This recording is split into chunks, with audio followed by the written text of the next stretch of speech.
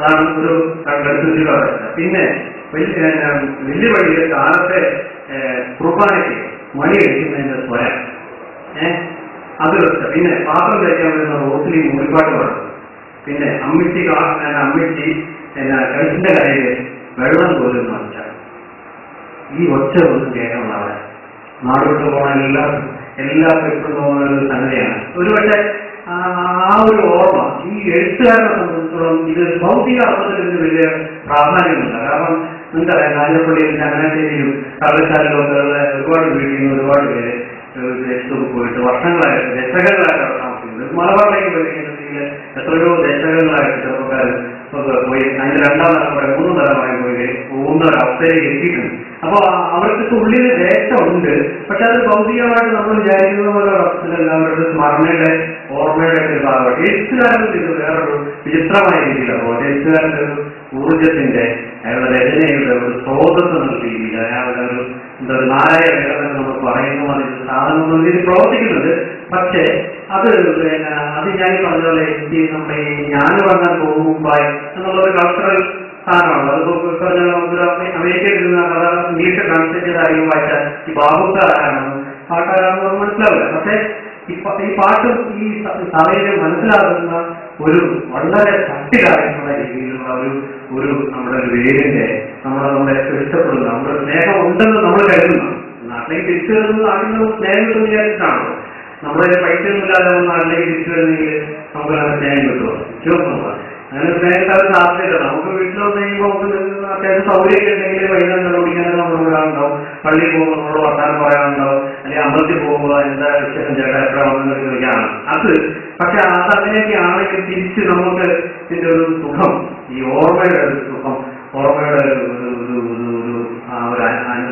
അനുഭവം എന്നുള്ള രീതിയിൽ അത് നമ്മളെ പാകപ്പെടുത്തുന്ന അതിന്റെ ഒരു സുഖം അത് ഈ പറഞ്ഞ പോലെ ഈ കഥകളിലെല്ലാം ഉണ്ട്. അത് പക്ഷെ സക്കരയിൽ പ്രവർത്തിക്കുന്നത് ആധുനികതയുടെ ഒരു വലിയൊരു ഈ വിട്ടുപോകലല്ലേ. ആ വിട്ടുപോകുമ്പോൾ തന്നെ നമുക്ക് എവിടെ പോയാൽ വേണ്ടത് ഒരു സ്നേഹത്തിന്റെ ഒരു സ്പർശം, ഒരു ഉമ്മയ്ക്ക്, പിന്നെ വാറിലെ സാധനം, അത് ഒരു വലിയ വാറിലെ സ്പേസ് പ്രധാനപ്പെട്ടതാണെന്ന് എനിക്ക് തോന്നുന്നു. അത് ഇപ്പൊ എല്ലാവരും നമുക്കെല്ലാം വലിയ കടൂരിയന്മാരുടെ ഒരു സ്ഥലമാണല്ലോ കേരളം. അപ്പൊ സ്ലോവായിട്ട് അത് ഇതെല്ലാം പോയിരുന്ന ഇതിൽ ഒരുമിച്ചിരുന്ന് കണ്ടുപിടിക്കുന്നതിന്റെ പ്രധാന കാര്യം അവർക്ക് നമ്മുടെ ഒരു പൊതുവായ ഒരു സ്പേസ് സൃഷ്ടിക്കാൻ ശ്രമിക്കുകയാണെന്നാണ് എനിക്ക് തോന്നുന്നത്. ഈ കഥയിൽ ഈ ചുരുങ്ങിയ സമയത്തിനുള്ളിലായതുകൊണ്ടാണ് ഞാനിങ്ങനെ ഒരു നിങ്ങളുള്ള രീതിയിലെന്ന് പറയുന്നത്. പക്ഷേ ഈ ഞാൻ പറയുന്നത് നമ്മൾ ഇതൊക്കെ ഈ സക്രിയ അങ്ങനെ ഒന്ന് വായിച്ചു നോക്കേണ്ടതിന്റെ ഒരു കാര്യം ഇപ്പോഴുണ്ട് എന്ന് എനിക്ക് തോന്നുന്നത്. ഇപ്പൊ ഈശ്വരൻ ലൈബ്രറിയെ കുറിച്ച് പറഞ്ഞു. ഈശ്വരൻ ലൈബ്രറി എവിടെ ഈശ്വരൻ പേര് മാത്രമല്ല, ചിലപ്പോൾ കൊച്ചിയിലുള്ള ലൈബ്രറിയാണ്, ഇവിടുത്തെ ലൈബ്രറിയാണ്. പക്ഷെ അവിടെ പുസ്തകങ്ങൾ നഷ്ടപ്പെട്ട പുസ്തകങ്ങൾ തിരിച്ചു വരുന്നില്ല എന്നുള്ള ഒരു പ്രശ്നമുണ്ടല്ലോ. എന്ന് പറഞ്ഞാൽ നമ്മളിപ്പോ എഴുത്തിൽ ഒരു അങ്ങനെ ഒരു മേജർ സ്പേസ് ഇല്ലാതിരിക്കുന്ന ഒരു സമയത്ത് എഴുത്തിലൂടെ എഴുത്തുകാരൻ എവിടേക്കാൻ ശ്രമിക്കുന്ന ഈ ഒരു സ്നേഹത്തിന്റെയും ഒരു സഹാനുഭൂതിയുടെയും വളരെ പ്രധാനപ്പെട്ട ഒരു കാര്യമാണ്. ആ അന്തരീക്ഷം ആ രീതിയിലുള്ള ഒരു കൾച്ചറൽ സ്പേസ്, ഒരു പൊതുവായ സ്ഥലം, എനിക്ക് നിനക്കും ഒരുപാട് ഇരിക്കുന്നു തുല്യ നിലയിൽ ഷെയർ ചെയ്യാൻ പറ്റുന്ന ഒരു സ്ഥലം, ഒരു ദേശം എന്നുള്ള രീതിയിൽ, അങ്ങനെ ആ ദേശത്തെ കുറിച്ച് അത്തരത്തിലുള്ള ആശയമുള്ള രീതിയിലല്ല, ഒരു അനുഭവം എന്നുള്ള രീതിയിൽ അത് അത്രയും വളരെ ശക്തമാണെന്ന് എനിക്ക് തോന്നുന്നു. അത്രയാണ് പറയാനുള്ളത്. കോവിഡിനെ പറ്റി ഡോക്ടർ അജയപുരം ജ്യോതിഷ് കുമാർ. അതിൽ കോവിലന്റെ ദേശപ്രതിനിധാനം എന്താണ് എന്ന് വളരെ വിപുലമായി ഞാൻ വിശദീകരിക്കുന്നുള്ളത് കൊണ്ട് തന്നെ വളരെ ചുരുങ്ങിയ വാക്കുകളിൽ കോവിലന്റെ ദേശസങ്കല്പത്തെ നിങ്ങളുടെ മുന്നിൽ അവതരിപ്പിക്കാനാണ് ഞാൻ ശ്രമിക്കുന്നത്. 2007 ജനുവരി 28 കേരള സാഹിത്യ അക്കാദമിയുടെ ഈ ഓഡിറ്റോറിയത്തിൽ ഒരു മഹാസമ്മേളനം നടക്കുകയാണ്. കോവിലന് എഴുത്തച്ഛൻ അവാർഡ് കിട്ടിയ എഴുത്തച്ഛൻ അവാർഡ് കൊടുക്കുന്ന സമ്മേളനമായിരുന്നു.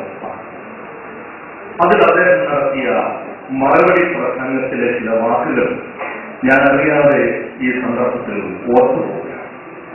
ഇങ്ങനെയാണ്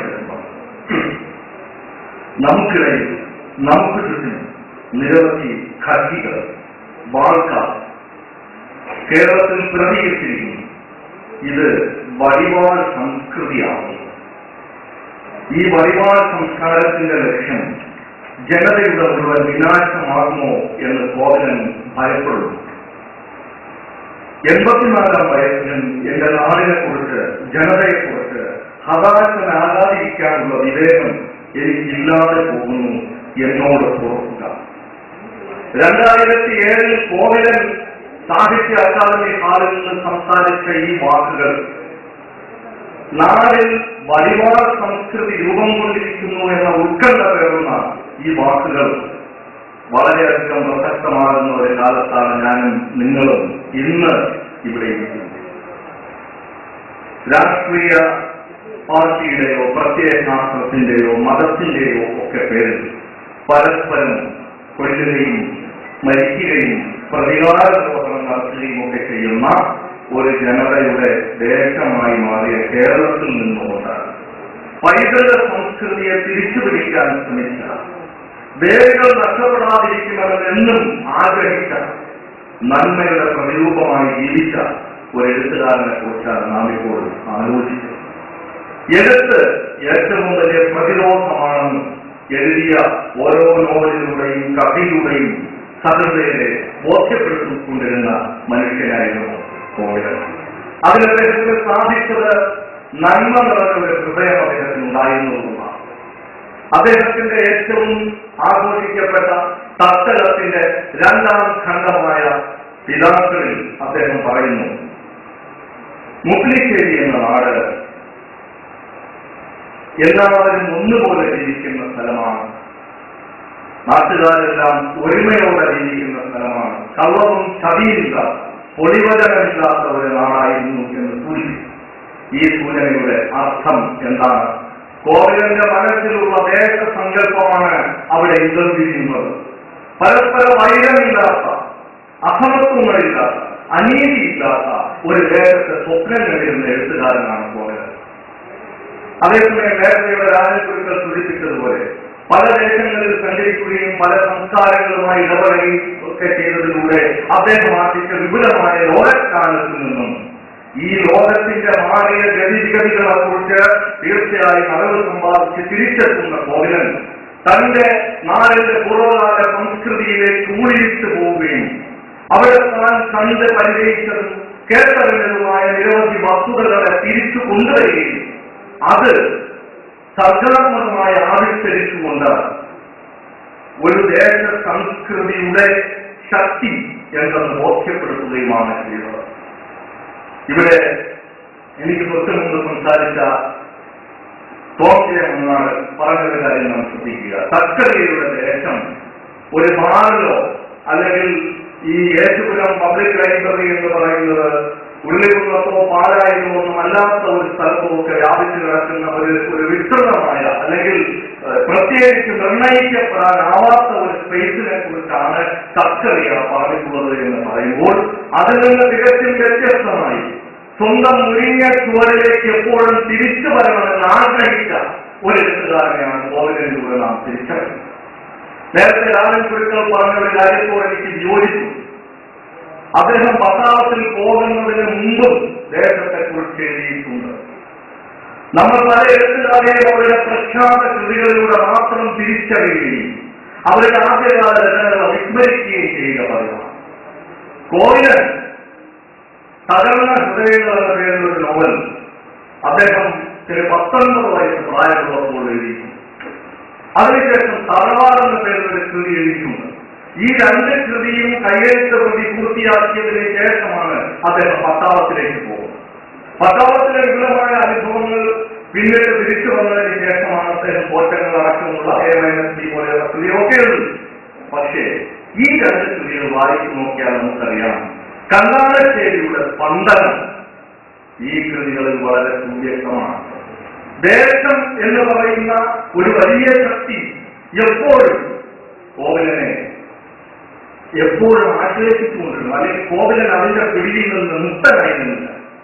അതുകൊണ്ടാണ് കോവലന്റെ പട്ടാളക്കാർ അത് ഏഴാമടകളിലെ അരവിന്ദനായാലും താഴ്വരകളിലെ രാജനായാലും ഒക്കെ തന്നെ സംസാരിക്കുമ്പോൾ അവർ തങ്ങളുടെ നാടിനെ കുറിച്ച് ഓർക്കുമ്പോൾ വാഴാക്കാവിലെ കൂത്തിനെ കുറിച്ച് ഓർത്തുപോകുന്നു.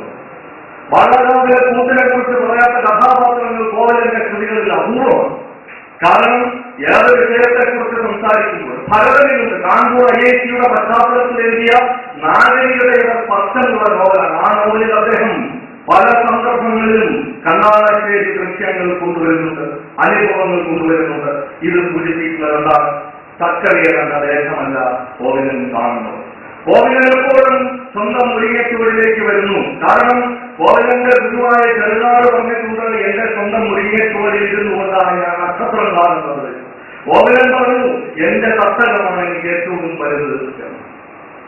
കോവിലനോടൊരിക്കൽ ഒരു അഭിമുഖ സംഭാഷണത്തിനിടയിൽ ഒരാൾ ചോദിച്ചു, തത്തകം എന്ന നോവലിലെ കേന്ദ്ര കഥാപാത്രം ആരാണ്? കോവിലന്റെ മറുപടി, തത്തകത്തിൽ ഒരു കേന്ദ്ര കഥാപാത്രം ഇല്ല. നാം കാണുന്ന ഓരോ മനുഷ്യരും ഓരോ കഥാപാത്രങ്ങളാണ്. ആ കഥാപാത്രങ്ങളെല്ലാം അവരുടെ ആവശ്യത്തിനൊത്തവണ്ണം നോവലിൽ ഉപയോഗിക്കുകയാണ് ചെയ്യുന്നത്. തത്തകത്തിലെ കേന്ദ്ര കഥാപാത്രം തത്തകമാണ് എന്നാണ് അദ്ദേഹം പറയുന്നത്. അങ്ങനെ സ്വന്തം തത്തകത്തോട് വളരെ ദൃഢമായ ഒരു ബന്ധം സൂക്ഷിച്ച എഴുത്തുകാരനാണ് കോവിൽ. അതുകൊണ്ട് തന്നെയാണ് അദ്ദേഹം സ്വാഭാവികമായി ഒരു സ്ഥലത്തെക്കുറിച്ച് എഴുതുമ്പോൾ ദേശത്തെ എഴുതുന്ന എഴുത്തുകാരനെ സംബന്ധിച്ചിടത്തോളം അത് ഒരു ടോപ്പോഗ്രഫിക്കൽ രചനയല്ല, അത് വെറും സ്ഥലപരമായ ഒരു വിവരണത്തിൽ ഒതുങ്ങുന്നതല്ല. അവിടെ ഒരു പുതിയ സ്ഥലം, കഥാജനിത സ്ഥലം എന്നാണ് പറയുന്നത്, പുതുതായൊരു സ്ഥലം സൃഷ്ടിക്കപ്പെടുകയാണ്. അപ്പോൾ തന്റെ അനുഭവത്തിലുള്ള സ്ഥലത്തെ കേന്ദ്രീകരിച്ചുകൊണ്ട് പുതിയ ഒരു സ്ഥലം സൃഷ്ടിക്കുന്നവരാണ് എഴുതുകാർ. കോവിലൻ അത് ചെയ്തിട്ടുണ്ട്. അതുകൊണ്ടാണ് കോവിലൻ കണ്ണാളശ്ശേരി എന്ന പേരിനെ മൂക്കിലിശ്ശേരി എന്ന് നാമാന്തരം ചെയ്യുന്നത്. ആ നാമാന്തരം ചെയ്യുമ്പോൾ വളരെ വ്യക്തമായ യുക്തികളും അദ്ദേഹത്തിന്റെ മനസ്സിൽ പ്രവർത്തിച്ചു. അതായത് കണ്ണാളശ്ശേരി ഇന്നുണ്ടോ എന്ന് എനിക്കറിയില്ല. കോവിലൻ ഒരിക്കൽ പറഞ്ഞു, ഞാൻ ചെറുപ്പമായിരുന്ന കാലത്ത് പൊന്നാംതോട് എന്ന തോട് നിറഞ്ഞൊഴുകുന്നത് ഞാൻ കണ്ടിട്ടുണ്ട് എന്ന്. ഇന്ന് അത്തരം ഒരു തോട് അവിടെ ഉണ്ടോ എന്നെനിക്കറിയില്ല.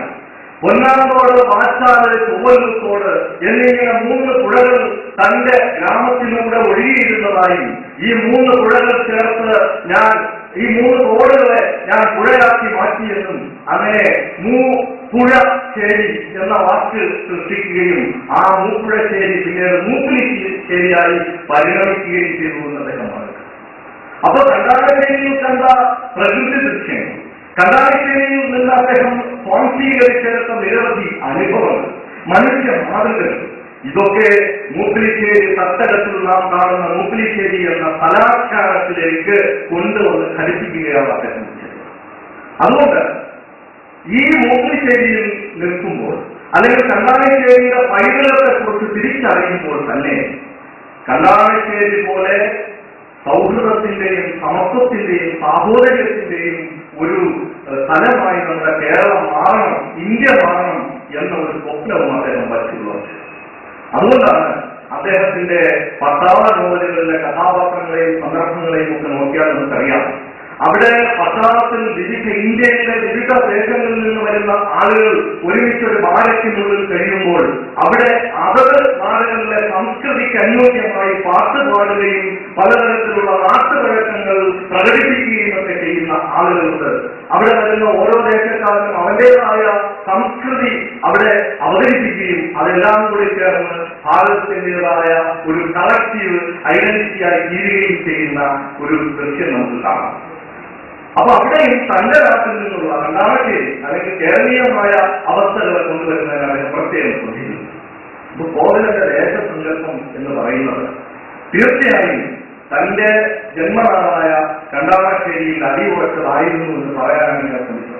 അത് കോറ്റങ്ങൾ എന്ന നോവൽ നേരത്തെ രാജൻകുറിച്ച് മറ്റൊരു കാര്യം സൂചിപ്പിച്ചത് അദ്ദേഹത്തിന്റെ ഭാഷയെക്കുറിച്ചാണ്. തീർച്ചയായും അത് ശരിയാണ്. കാരണം ഇതുപോലെ ഒരു ഭാഷ സൃഷ്ടിക്കാൻ മലയാളത്തിലെ മറ്റൊരു എഴുത്തുകാരനും സാധിച്ചിട്ടില്ല. തികച്ചും അനനുകരണീയമായ ഭാഷയാണ്. വികെന്റെ ഭാഷ അനുകരിക്കാൻ ശ്രമിച്ചാൽ പറ്റില്ല എന്ന് പറയുന്നത് പോലെ തന്നെ കോവിലൻ സൃഷ്ടിച്ച ഭാഷ രണ്ടാമതൊരാൾക്ക് സൃഷ്ടിക്കാൻ സാധിക്കില്ല. വളരെ പാരമ്പര്യത്തിന്റെ അല്ലെങ്കിൽ നാട്ടായ്മകളിൽ നിന്ന് ഊർജം സംഭരിച്ചുകൊണ്ടാണ് കോവിലൻ ഓരോ വാക്കും എഴുതുന്നത്. ആ വാക്കുകൾക്ക് പകരം വയ്ക്കാൻ മറ്റൊരു പദവില്ല. കോവിലന്റെ കട്ടടത്തിൽ കൂടെ വരുന്ന ഒരു പദം ഞാൻ പ്രത്യേകം ശ്രദ്ധിച്ചിട്ടുണ്ട്. മെതുവേ എന്നാണ് ആ പദം. ഇതൊരു തമിഴ് ചുവയുള്ള വാക്കാണ് മെതുവേ എന്ന പദം. കോവിലന്റെ അല്ലാതെ ഒരു മലയാള കൃതിയിൽ ഞാൻ കണ്ടിട്ടില്ല. പതുക്കെ, മെല്ലെ എന്നാണ് അർത്ഥം. ഇങ്ങനെയുള്ള നിരവധി പദങ്ങൾ കൂട്ടി യോജിപ്പിച്ചുകൊണ്ട് ഒരു താളാത്മകമായ സമ്പന്നമായ ഗദ്യം സൃഷ്ടിക്കുകയായിരുന്നു സ്വന്തം നോവലുകളിലൂടെ കോവലൻ ചെയ്തത്.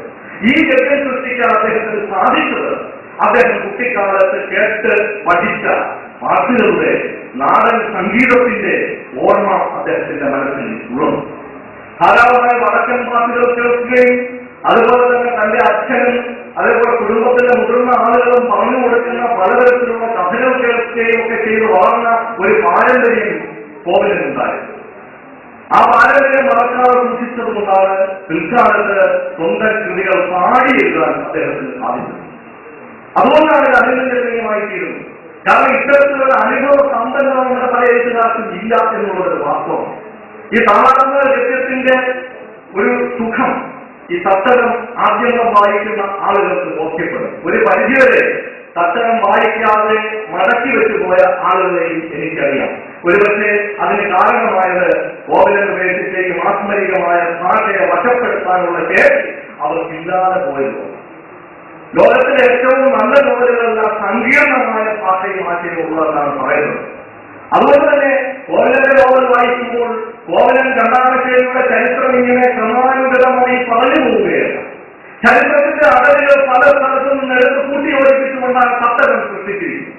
ഒരു കൗമാരക്കാരനായ പയ്യൻ കോളേജ് വിദ്യാർത്ഥിയായിരിക്കുമ്പോൾ 1942 ഗാന്ധി ജയിലിൽ കിടക്കുന്നത് അറിഞ്ഞ് പഠനം ഉപേക്ഷിച്ച് ഇറങ്ങിപ്പോകുന്ന സന്ദർഭത്തിൽ അവസാനിക്കുന്ന നോവലാണ്. നിങ്ങൾ ആലോചിക്കുക, 70 വയസ്സുള്ളപ്പോഴാണ് കോവലൻ ഈ നോവൽ എഴുതുന്നത്.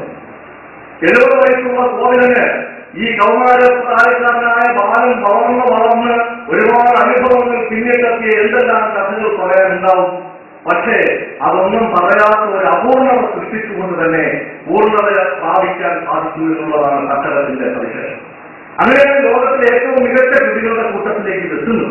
ഇതിഹാസമാനം കൈവരിക്കുന്നത് കുരുക്ഷേത്രം അല്ലെങ്കിൽ ഹസ്തിനപുരി തുടങ്ങിയ പല കൽപ്പനകളുടെ വിശദമായ ആഖ്യാനമാണ് വാസ്തവത്തിൽ മഹാഭാരതം പോലെയുള്ള കൃതികളിൽ നടക്കുന്നത്. ഇവിടെ കണ്ടാമശ്ശേരി അല്ലെങ്കിൽ മൂക്ലിശ്ശേരി എന്ന തട്ടകത്തിന്റെ ജനസംസ്കൃതിയുടെ വളർച്ചയുടെ അടരുകളാണ് കോവലൻ അദ്ദേഹത്തിന്റെ തട്ടകം എന്ന നോവലിലും കുറെയൊക്കെ ഓറ്റങ്ങളിലും ആവിഷ്കരിക്കാൻ ശ്രമിക്കുന്നത്. ഇവിടെ തട്ടകത്തിൽ നിന്ന് നമ്മൾ മുഖ്യമായി മനസ്സിലാക്കുന്ന ഒരു കാര്യം, എന്റെ പ്രധാനപ്പെട്ട ഊന്നൽ അതാണ്, നമ്മുടെ സംസ്കാരത്തെ തിരിച്ചു പിടിക്കുന്ന ഒരു കൃതിയാണ് തട്ടകം. പലപ്പോഴും ഈ ഒരു ആഗോളവൽക്കരണത്തിന്റെ കാലത്ത് അല്ലെങ്കിൽ അധിനിവേശത്തിന്റെ കാലത്ത് ജീവിക്കുന്നത് കൊണ്ട് തന്നെ നമ്മുടേതായ പലതും നഷ്ടപ്പെട്ടുകൊണ്ടിരിക്കുകയാണ്. നമ്മുടെ കുന്നുകൾ, നമ്മുടെ പുഴകൾ, നമ്മുടെ മലകൾ, നമ്മുടെ സസ്യസമ്പത്തുകളെല്ലാം നശിപ്പിക്കപ്പെടുകയും അവിടെയൊക്കെ പരിസ്ഥിതിയുടെ ചിഹ്നങ്ങൾ കടന്നു വരികയും ചെയ്യുന്ന ഒരു കാലത്ത് ഇങ്ങനെ ഒരു നാടുണ്ടായിരുന്നു, ഇങ്ങനെ കുറച്ച് ആളുകൾ ഉണ്ടായിരുന്നു. ആ ആളുകൾ ഉപയോഗിച്ചിരുന്നത് ഇന്നയികളാണെന്ന് പറയുന്ന ഒരു ആധികാരികമായ രേഖ നമുക്ക് എവിടെ നിന്ന് കിട്ടും? വാസ്തവത്തിൽ ദേശത്തെക്കുറിച്ച് എഴുതുന്ന സാഹിത്യകൃതികളിലേക്ക് മടങ്ങിപ്പോകണം എന്നാണ് എനിക്ക് പറയാനുള്ളത്. ദേശത്തെക്കുറിച്ച് എഴുതുന്ന സാഹിത്യകൃതികൾ പ്രസക്തമാകുന്നത് അങ്ങനെയാണ്. പഴയകാലത്ത് നമ്മളൊരു സ്ഥലത്തിന്റെ ചരിത്രം തേടി പോകുമ്പോൾ അല്ലെങ്കിൽ ഒരു സ്ഥലത്തിന്റെ പാരമ്പര്യം തേടി പോകുമ്പോൾ അതിനെക്കുറിച്ച് വിവരം തരാൻ പോകുന്ന ഇൻഫോർമൻസ് ആവേദകർ നാട്ടിലുണ്ടാവും. അത്തരത്തിലുള്ള ആവേദകർക്ക് വംശനാശം സംഭവിച്ചു. അപ്പോൾ പിന്നെ നാം ആശ്രയിക്കുന്നത് എന്തിനാണ്?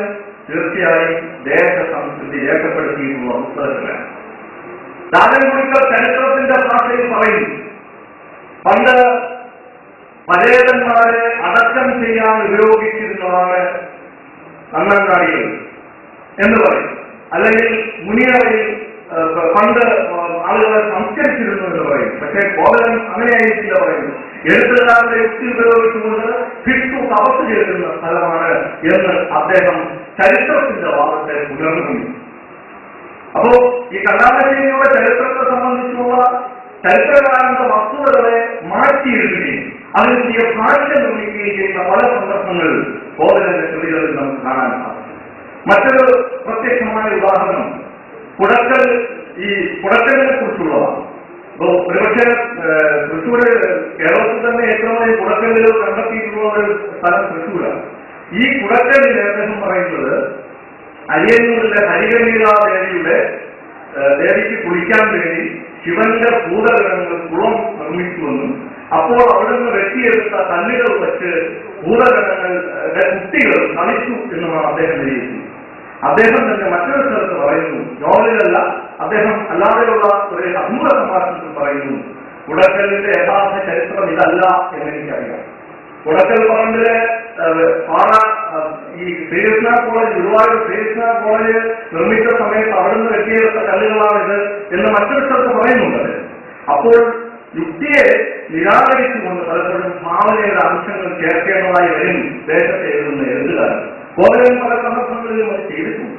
അത് ചെയ്യുമ്പോൾ തന്നെ ദേശത്തിന്റെ സ്വത്വം, സത്ത കൈവിട്ടു പോകാതിരിക്കാൻ ശ്രദ്ധിക്കുന്നു എന്നുള്ളതാണ് കോവിലനെ ദേശീയ സാക്ഷരരാക്കി മാറ്റുന്ന പ്രധാനപ്പെട്ട കാരണം. ഒരുപക്ഷെ മലയാളത്തിൽ ദേശത്തെക്കുറിച്ച് എഴുതിയ മറ്റൊരെഴുത്തുകാരനും ഇല്ലാത്ത വിധത്തിൽ ഇത്തരം ആത്മബന്ധം ദേശവുമായി കോവിലൻ ഉണ്ടായിരുന്നു എന്ന് ഞാൻ വിശ്വസിക്കുന്നു. അതുകൊണ്ട് തന്നെയാണ് പുതിയ ഇത്തരം മിത്തുകൾ അദ്ദേഹം സൃഷ്ടിക്കുന്നത്. മിത്തുകൾ സൃഷ്ടിക്കാൻ എഴുത്തുകാരന് സാധിക്കും. അതായത് ചില മിത്തുകൾ പുരാവൃത്തങ്ങൾ വർഷങ്ങളായി പറഞ്ഞു ജനങ്ങളുടെ നിലനിൽക്കുന്നതാണ് ആയിരിക്കാം. അതേസമയം തന്നെ എഴുത്തുകാരൻ അവന്റേതായ മിത്തുകൾ സൃഷ്ടിക്കും. അങ്ങനെ നിലവിലുള്ള മിത്തുകൾ ഉപയോഗിക്കുകയും പുതിയ മിത്തുകൾ സൃഷ്ടിക്കുകയും ചെയ്തുകൊണ്ട് ദേശത്തെക്കുറിച്ച് എഴുതുന്ന എഴുത്തുകാരന് തന്റെ ദേശകഥയെ കൂടുതൽ സമ്പന്നമാക്കാനാണ്. അത്തരത്തിലുള്ള നിരവധി അനുഭവങ്ങൾ നമുക്ക് കോവിലന്റെ കൃതികളിൽ നിന്ന് കണ്ടെടുക്കാൻ സാധിക്കും. എല്ലാത്തരം അഭീഷ്ടത്വ പ്രവണതകളെയും എതിർത്തിരുന്നതാണ് കോവിലൻ എന്ന് ഞാൻ നേരത്തെ സൂചിപ്പിച്ചുണ്ട്. അദ്ദേഹത്തെക്കുറിച്ച് എം.എ. റഹ്മാനെടുത്ത ഒരു ഡോക്യുമെന്ററി ഉണ്ട്, കോവിലൻ എന്റെ അറ്റാച്ചൻ എന്ന ഡോക്യുമെന്റ്. ആ ഡോക്യുമെന്ററിയുടെ അവസാന ഭാഗത്ത് ഒരു വാക്വം ക്ലീനറുടെ സെയിൽസ് റെപ്രസെന്റേറ്റീവ് ഈ വാക്വം ക്ലീനർ വിൽക്കാനായിട്ട് വരുന്ന കോവിലന്റെ വീട്ടിലേക്ക് വരുന്ന ഒരു രംഗം ചിത്രീകരിക്കുന്നു.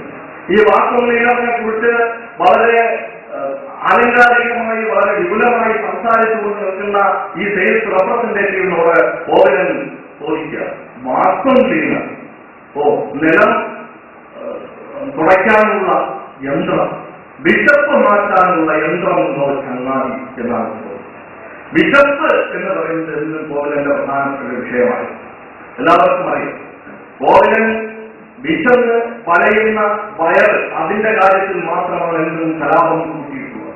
അതുകൊണ്ട് ഗ്രാമീണമായ അനുഭവങ്ങളെ കുറിച്ച് എഴുതുമ്പോൾ രണ്ടാം ലോക മഹായുദ്ധത്തിന്റെയൊക്കെ കാലത്ത് അല്ലെങ്കിൽ യുദ്ധത്തിന്റെ പശ്ചാത്തലത്തിൽ നാട്ടിൽ നിലനിന്നിരുന്ന വിശപ്പിനെ കുറിച്ച് ഏറ്റവും തീക്ഷ്ണമായി ചിന്തിച്ച എഴുത്തുകാരനാണ് കോവിലൻ. സ്വാഭാവികമായ ചിന്ത അദ്ദേഹത്തിന്റെ കൃതികളിലേക്ക് കടന്നു വരിക.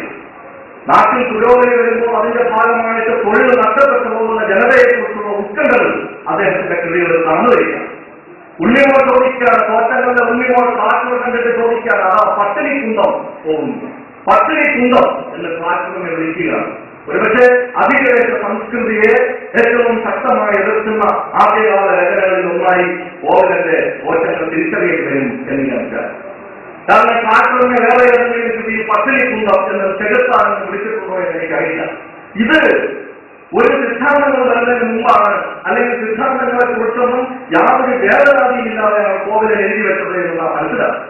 ഗ്രാമത്തിലേക്ക് കടന്നു വരുന്ന പരിസ്ഥിതി എങ്ങനെയാണ് ഗ്രാമീണ സമൂഹത്തിന്റെ സ്വസ്ഥതയെ, നിലവിലുള്ള ഒരു ശുദ്ധിയെ ഇല്ലാതാക്കുന്നത് എന്ന് തീക്ഷ്ണതയോടുകൂടി ചിന്തിച്ച എഴുത്തുകാരനാണ് കോവിലൻ. അദ്ദേഹത്തിന്റെ ഏത് കൃതിയിൽ നമുക്കത് കാണാനായിട്ട് സാധിക്കും. തത്തകം എഴുതുന്നതിന് മുമ്പ് പലരും മനസ്സിലാക്കിയിട്ടില്ലാത്തൊരു കാര്യം, തത്തകം അദ്ദേഹം വെറുതെ പട്ടാളത്തിൽ നിന്ന് തിരിച്ചു വന്ന് വൃദ്ധനായിരിക്കുന്ന കാലത്ത് എഴുതിയ ഒരു കൃതി എന്ന രീതിയിൽ നാം പരിമിതപ്പെടുത്താൻ പാടില്ല.